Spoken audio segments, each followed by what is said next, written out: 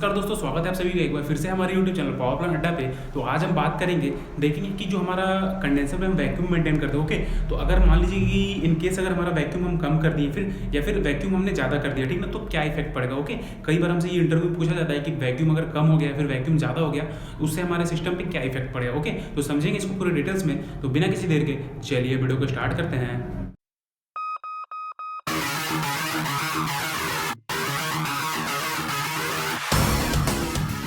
तो बात करते हैं कि जो हमारा सिस्टम है इसमें अगर जो हमारा कंडेंसर का वैक्यूम है, ठीक है ना, कंडेंसर का वैक्यूम जो है अगर हम कम कर दें या फिर ज़्यादा कर दें, ठीक, तो उससे जो हमारा सिस्टम है उस पर क्या इफेक्ट पड़ेगा। ओके, तो सबसे पहले जो रीज़न देखेंगे उसमें हम देखेंगे कि जो हमारा वैक्यूम है उसको हमने मतलब हम ड्रॉप कर रहे हैं, ठीक ना, तो हमारे सिस्टम पे क्या इफेक्ट पड़ रहा है। ओके, तो जैसे मैंने एग्जांपल ये ड्राइंग बना रखा है मैंने, आप देख सकते हैं ये हमारा टरबाइन है, ठीक, यहाँ से हमारा कंडेंसर है, कंडेंसर से हॉटवेल से हमारा सीपी सक्शन लेके कहाँ देता है, डिरेटर में, और डिरेटर से फिर कौन बॉयलर फीड फॉर्म सक्शन लेता है, और फिर हमारा इकोनोमाइजर से होते हुए बॉयलर में जाता है आपका फीड वाटर, और वहाँ से फिर आपका टरबाइन में जाके स्टीम क्या होता है, एक्सपेंड होती है, ठीक ना।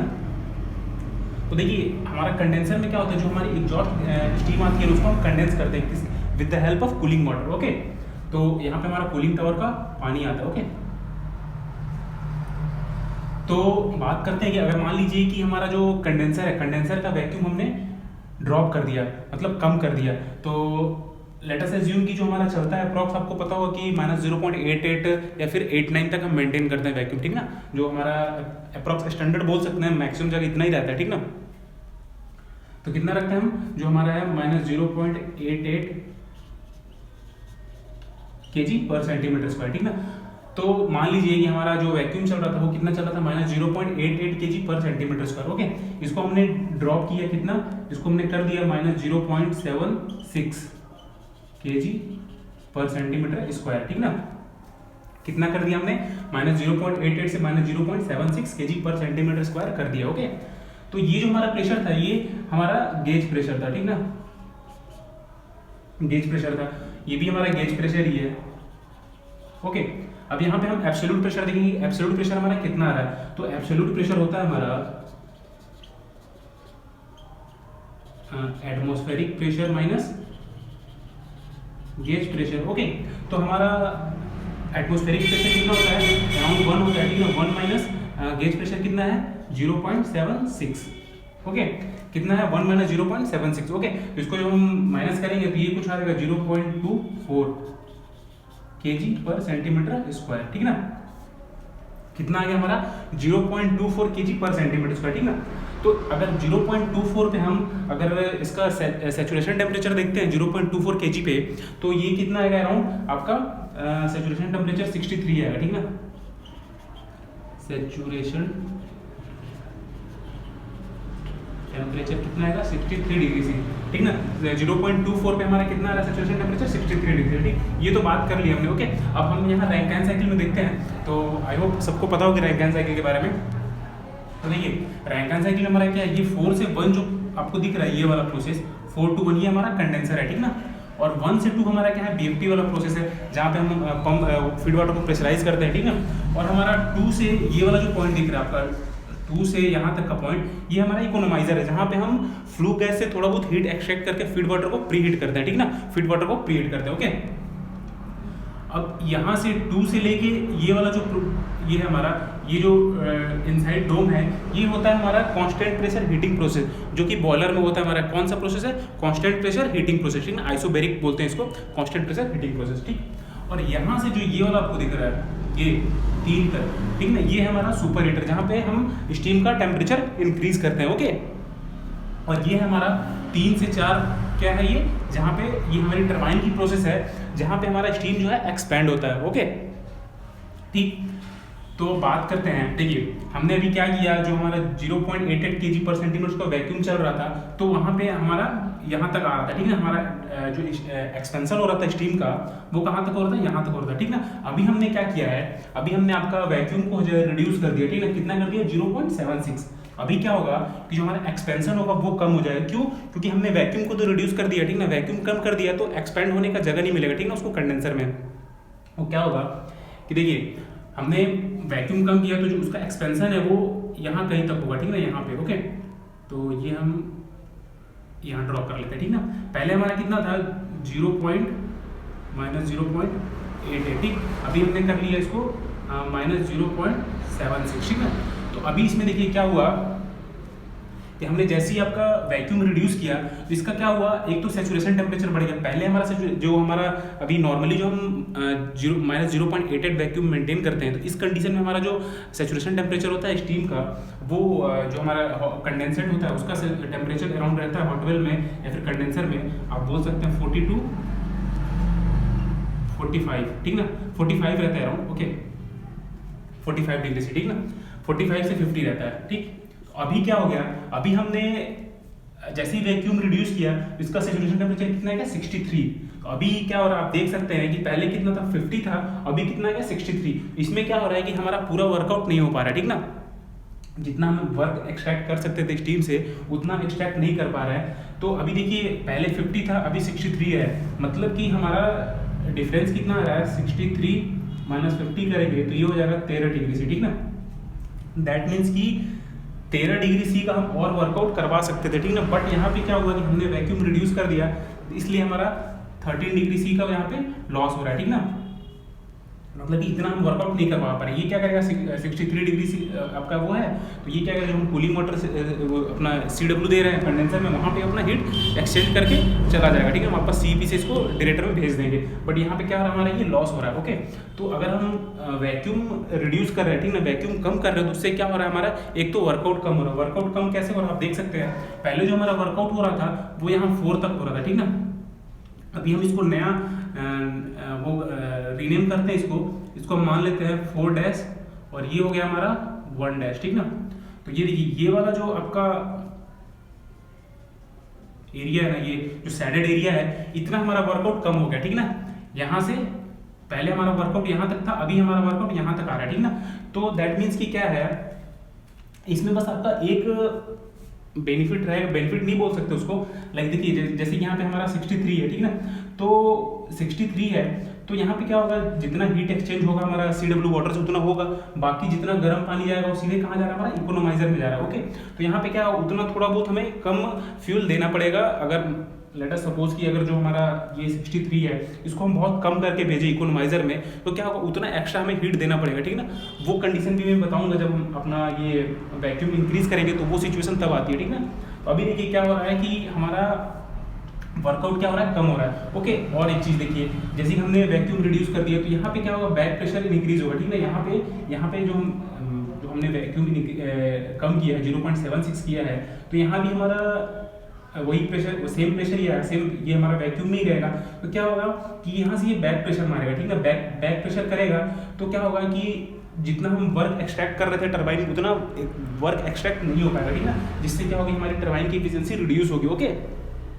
तो मेजर इफेक्ट क्या आएगा अगर हम वैक्यूम रिड्यूस करते हैं, तो यही होगा कि हमारा जो मतलब जो हम वर्कआउट करवा रहे थे स्टीम से, वो प्रॉपर नहीं हो पाएगा और हमारी टरबाइन की एफिशिएंसी रिड्यूस होगी, ठीक ना। और जो हमारा सैचुरेशन टेम्परेचर है वो भी इंक्रीज हो जाएगा, ओके। तो अभी जैसे हमने बात किया कि जो हमारा वैक्यूम था, वैक्यूम को अगर हम रिड्यूस करते हैं तो क्या इफेक्ट पड़ेगा, ठीक ना, हमारे सिस्टम पे, ओके। अब देखेंगे कि जो हम वैक्यूम है, वैक्यूम को अगर हम इंक्रीज करते हैं, ठीक ना, तो क्या इफेक्ट पड़ेगा, ओके। तो यहाँ भी सेम वैसे ही हम देखेंगे, जैसे कि अभी हमने देखा कितना स्टैंडर्ड मेंटेन कर रहे थे, -0.88 या फिर 89 जो भी ले लीजिए, ठीक ना। तो ये हमारा गेज प्रेशर है, ओके। हम इंक्रीज करेंगे इसको कितने तक ले जाएंगे, -0.97 तक, ठीक ना। तो यहाँ से हम एब्सोल्यूट प्रेशर देख लेंगे इसका कितना हो रहा है। तो एब्सोल्यूट प्रेशर हो जाएगा आपका एटमॉस्फेरिक प्रेशर, ये हो जाएगा आपका एटमॉस्फेरिक माइनस गेज, ठीक ना। एब्सोल्यूट प्रेशर क्या होता है, atmospheric pressure minus gauge pressure, okay. तो यहाँ पे एटमॉस्फेरिक प्रेशर हम कितना ले लेंगे, 1 ले लेंगे, -0.97, ठीक ना।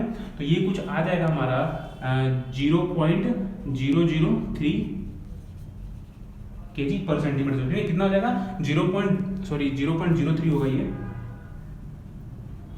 0.03 kg पर सेंटीमीटर स्क्वायर, ठीक ना।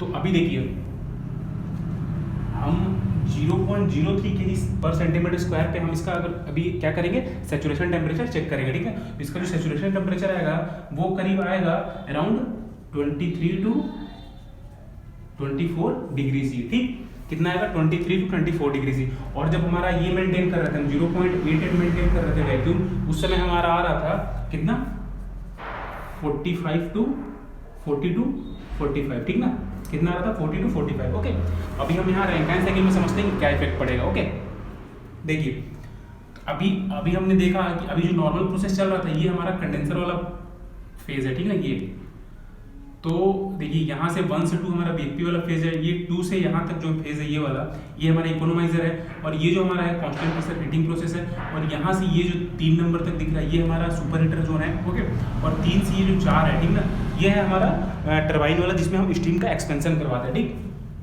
अभी देखिए अभी जो हम नॉर्मल वैक्यूम मेंटेन कर रहे थे वो यहाँ तक मेंटेन कर रहे थे, कितना कर रहे थे -0.88, ठीक ना।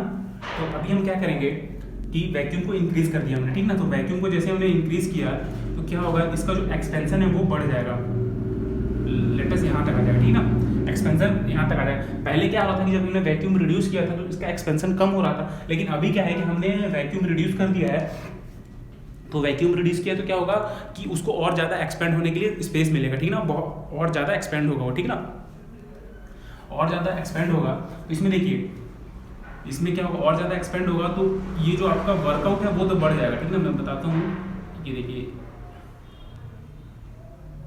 ये कुछ ऐसा, ये वाला जो एरिया है ये 4 था ना पहले, यहाँ पे ये हो जाएगा हमारा 4 डैश और ये हो जाएगा हमारा 1 डैश, ठीक ना। पहले 1 यहाँ पे था, ठीक है, 1 डैश, ओके, और यहाँ से ये यहाँ तक जाएगा और यहाँ से ये ऐसा हो जाएगा, ठीक। तो देखिए अभी इसमें क्या होगा, हमारा एक्सपेंशन के लिए उसको स्पेस तो मिल गया, और ज़्यादा एक्सपेंड होगा, ठीक ना, हम और ज़्यादा वर्कआउट करवा सकते हैं। बट इसमें एक प्रॉब्लम ये हो जाएगी कि हमारा जो स्टीम की वेलोसिटी है वो इंक्रीज हो जाएगी, ठीक ना, स्टीम की वेलोसिटी इंक्रीज होगी। क्यों? क्योंकि देखिए आपको स्पेस तो बहुत ज़्यादा मिल रहा है, बहुत जल्दी हमारा स्टीम पास होगा, ठीक ना, टरबाइन से होकर बहुत जल्दी पास होगा। क्यों? क्योंकि उसको और ज़्यादा स्पेस मिल रहा है एक्सपेंशन होने के लिए, ठीक ना, एक्सपेंड होने के लिए। बट इसमें एक ड्रॉबैक ये है हमारा कि देखिए यहाँ पे क्या हो रहा है कि हमारा सैचुरेशन टेम्परेचर आपने देखा कैसे ये डायरेक्टली प्रोपोर्शनल टू प्रेशर होता है, ठीक ना।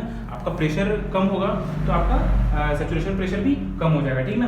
तो यहाँ पे देखिए ये तो ऑलरेडी हमारा कितना 23 to 24 आ जा रहा है, ठीक ना। तो अभी जो हम ये आपका कूलिंग वाटर से वाटर दे रहे हैं कूल करने के लिए कंडेंसर में, वो कितना रहता है आपका अप्रॉक्स एटमॉस्फेरिक प्रेशर रहेगा, ठीक ना, जितना अप्रॉक्स मान लीजिए 30 से 35 के करीब रहेगा, ठीक ना, जो भी एटमॉस्फेरिक प्रेशर है उतना ही रहेगा, सॉरी एटमॉस्फेरिक टेम्परेचर के करीब रहेगा 30 से 35। और ये जो हमारा टेम्परेचर रह रहा था ये हमारे नॉर्मल वैक्यूम जो मेंटेन कर रहे थे उतना रह रहा था, उस कंडीशन में हमारा 40 से 45 कंडेंसर का टेम्परेचर था, ठीक।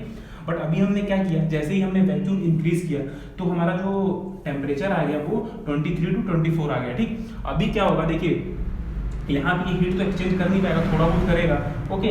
तो ये मैक्सिमम कितना आएगा, मान लीजिए कि आपका हीट एक्सचेंज भी कर रहा है तो मान लीजिए 25 तक जाएगा, ठीक ना। क्योंकि अगर मान लीजिए इसका टेम्परेचर ज़्यादा रहा तो टेम्परेचर हाई से लो की तरफ शिफ्ट होता है, ठीक। मान लीजिए 25 तक जाएगा, ठीक। तो अगर अभी हम क्या करेंगे 25 डिग्री का पानी अगर हम इधर से सर्कुलेट करके आपको इको में भेजेंगे, थोड़ा बहुत डिरेटर में हीट होगा, बट क्या होगा देखिए डिरेटर में उतना हीट नहीं हो पाएगा जितना आपका पहले इस सिचुएशन में हीट हो रहा था, ठीक। अभी क्या होगा कि अब इको में हमारा लो टेम्परेचर का पानी आएगा, ठीक ना। तो इको में अगर हमारा लो टेम्परेचर का पानी आएगा उसके हिसाब से हमें और फ्यूल देना पड़ेगा बॉयलर में। क्यों? क्योंकि आपका पहले से टेम्परेचर कम आ रहा है। तो अभी क्या होगा कि यहाँ पे आपकी बॉयलर की एफिशिएंसी रिड्यूस होगी, ठीक ना।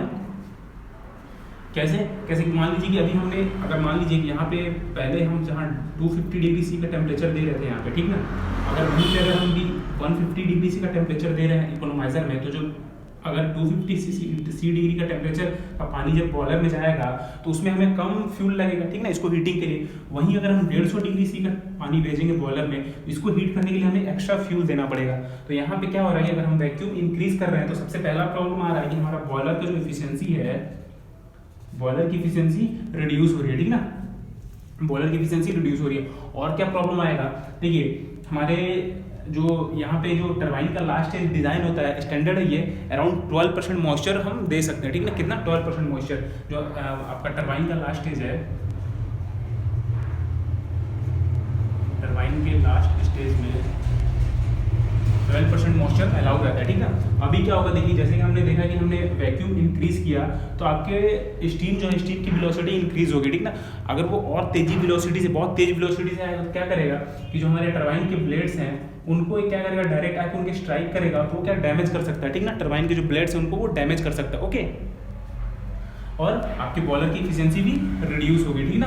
तो ये सारे प्रॉब्लम्स आएंगी अगर हम जो हमारा डिज़ाइन पैरामीटर है, डिज़ाइन वैक्यूम है, उस पर अगर हम ना चलाएं तो, ठीक ना। अगर कम करें तो भी हमारे पास प्रॉब्लम है, अगर ज़्यादा कर रहे हैं तो भी हमारा प्रॉब्लम ही है। ओके, तो देखा हमने कैसे कि अगर हम वैक्यूम कम करते हैं तो भी हमारे सिस्टम के लिए प्रॉब्लम है। अगर देखिए एक और चीज़ मैं बताना भूल गया था, अगर हम इसका वैक्यूम जैसे कम कर रहे थे तो आपको सेम लोड लाने के लिए आपका टरबाइन में स्टीम का कंजम्पशन बढ़ जाएगा, जिसको हम बोलते हैं स्पेसिफिक स्टीम कंजम्पशन, एसएससी जिसको बोलते हैं हम, ठीक ना।